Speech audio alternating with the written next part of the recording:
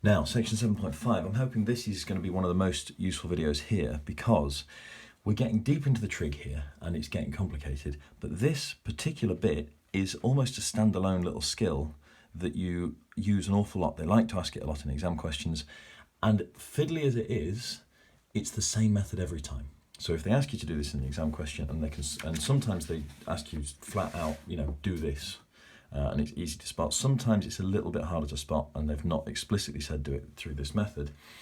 But once you've realised on an exam question this is what you've got to do, if you've revised it, you're just following the same steps through. So hopefully this will be a useful revision video. Excuse me, and it works like this. If I've got something that looks like a times cos x or plus b times sine x. So in fact, let's take an example straight away. And let's say I've got 3 sine x plus 4 cos x. So something times sine, something times cos, and then they've been added together. And of course, when I say added together, they could have been one take away the other as well, right? If I've got something that looks like that, well, let's just think for a second about the graphs. The sine graph starts at 0 and does this. The cos graph starts at 1 and does this. Does this sort of thing. That's some terrible graphs there, but never mind. 3 times sine x is the same as the sine graph, but stretched out. 4 times the cos graph is the same as the cos graph, but stretched out as well. Oh, but stretched out even further. Okay, stretched out by a factor of 4. So you've basically this and this, if we sketch them as graphs, look like wobbly up and down curves. They go higher up and lower down, but they still sort of wobble up and down. Okay. Now, if we added those together, then I've got an amount here and an amount here. Okay, that this one goes down and this one goes up, but we're still going to get, 4 and 0 is going to be a 4. By the time we get to here, we've got a 3 and a 0, so we're going to get to a 3, and this one's going to increase and this one's going to decrease, and then as we kind of keep going, this one's at its lowest point, this one's at its 0, both of them now are going down, then this one's going down and starts to curve up, and this one is going up and starts to curve down. But if we take those graphs as as they sort of interact with each other and add them together, perhaps you can see it, perhaps you've seen it from physics, perhaps you can't see it, but let me tell you this fact. What happens is they combine to make some sort of a wobbly up and downy kind of a graph. Okay? Now, it's not clear just from looking at this exactly what kind of wobbly up and downy kind of a graph is going to be, but the graph that we're going to make is another sort of sine-shaped wave. Okay? And the sine-shaped wave means that it's going to be something times sine x. So it's something times sine of x plus something. So if we think about what that means take your sine graph and slide it left or right and stretch it up or down, okay? So the height of the graph is different to a sine curve. It's slid left or right, so it doesn't necessarily start at 0 or start at 1 like cos and sine do, but we can take this combination of these two waves and make one wave out of them, okay? So that's what's going to go on here, and that means that we can be asked to do this. So take that and write it in the form r sine x plus alpha. Okay? Now, that could be a minus alpha or a plus alpha. This could be a sine or a cos. The technique for doing this is always going to be the same.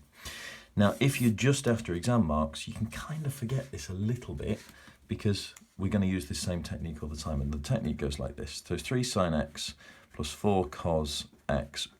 We're going to take my word for it that we can write it as r sine x plus alpha. And then we're going to remember that sine x plus alpha is sine, cos x. No, it's not, sorry. It's sine, cos, sine, cos, sine x cos alpha, sine alpha cos x with a plus sign in the middle. And then we do r times that lot, so it's r times that plus r times that. Okay. Now, if this side here is going to be equal to this side over here, well, on this side we've got 3 sine x. On this side we've got sine x times by r cos alpha. So the 3 over this side has got to equal r cos alpha if we're going to have the same amount of sine x's on both sides. On this side we've got 4 cos x, so the 4 on this x has got to equal r sine alpha, because we've got r sine alpha lots of cos x on the right-hand side. So that process there is the equating coefficients process. Equating coefficients. Okay? The coefficients of sine x on this side must be the same as the coefficients of sine x on this side. The coefficients of cos x on this side are equal to the coefficient of cos x on this side. So 3 equals r cos alpha, 4 equals r sine alpha. Now what I've got there is two equations, equation 1 and equation 2, with an r and an alpha in them. So if I can solve those and find r and alpha, I can stick them into this expression up here, and I've done. I've taken that and I've written it in r sine x plus alpha form. Now the problem is, if you just go about trying to solve these equations through normal sort of substitution and elimination methods, it gets a bit fiddly. So there's always going to be the same two steps. The first step is we're going to use the tan identity, tan equals sine over cos. So I always need to do a division of one of these equations divided by the other one. Which do I want to divide by which? Well, do this. Make sure you're doing sine divided by cos. So in this equation, I'm doing equation 2 divided by equation 1. There we go. So 4 divided by 3 equals, well, the r's cancel out, and I'm going to get tan alpha there. So alpha is going to be tan inverse of 4/3, and I can stick that in the calculator. It turns out to be whatever it is. Now you might think, well, take that and stick it in, but actually there's an easier way of doing this again, which is to do equation 1 and square it, plus equation 2 and square it. So that's going to be 3 squared is 9, 4 squared is 16. Now r squared cos squared alpha plus r squared sine squared alpha. Okay, so square this side, and add them together. And then you might have seen here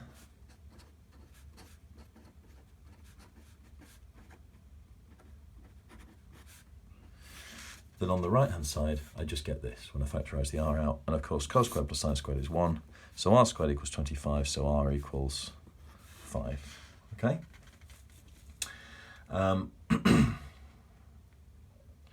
Now, if I take this value of alpha, which it turns out is 53.1 degrees if you stick it in the calculator, we can take this r and this alpha and substitute them in at the top there. So it turns out that 3 sine x plus 4 cos alpha, 4 cos x equals 5 sine x plus 53.1 degrees. Okay, so that expression there can be written as this expression here. Those two things are identical. It's a bit of a faff. I'm not going to go through and recap because, of course, you can rewind the video, but that is true. Now, why would we want to do that? Well, first of all, it's an interesting fiddly little technique of rearranging a bit of trig, so the exam board would want us to be able to do that bit of algebra. But also, think about what this looks like. I can't sketch this as a curve because I end up going back through that argument before of this curve, and they sort of wobble up and down and how do we interact. But this, I can sketch. This is the sine curve shifted by 53.1 degrees and stretched in the y direction by a factor of 5. So I can sketch what that curve looks like without too much of a problem. Okay, so it's going to go, sine curve would have looked like that. I'll need to shift it to the left 53 degrees. So it sort of does this, okay? It's going to be like that. And instead of having a height of 1, it's actually going to have a height at the top. It's stretched by a factor of 5. So the top of that is going to be 5 instead of 1. So it's actually going to be higher up, isn't it? So if the dotted line is sine x, this graph is going to look something like this, where it goes all the way up to a height of 5, okay?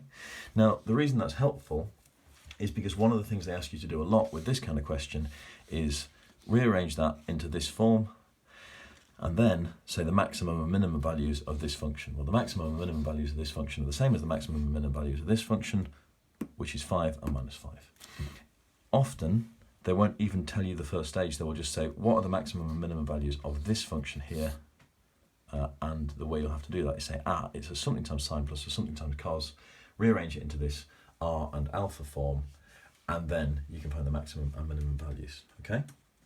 The other thing they ask you to do, as they have in example 16, is to take an equation like this and solve it, right? So if we've got r cos of theta minus alpha, If we change that into r cos theta minus alpha, well, I can't solve this equals 3, but if I change it into an equation that looks like this, equals 3, then we can solve that one. And the way that I would do that, if you've been following my videos, is I'd change that theta minus 68.2 into a capital X, solve it for all the capital X values, and then work back through and find the theta values. But hopefully you're looking at that thinking, yes, I've got a method for solving that equation. But you're probably looking at this equation and thinking, well, I don't have a method for solving that equation. So those are the two standard things they can ask us to do: sketch the graph or find the maximum and minimum values of the function, okay, and solve the equation. Yeah, so that is that section there. Good luck with exercise 7E.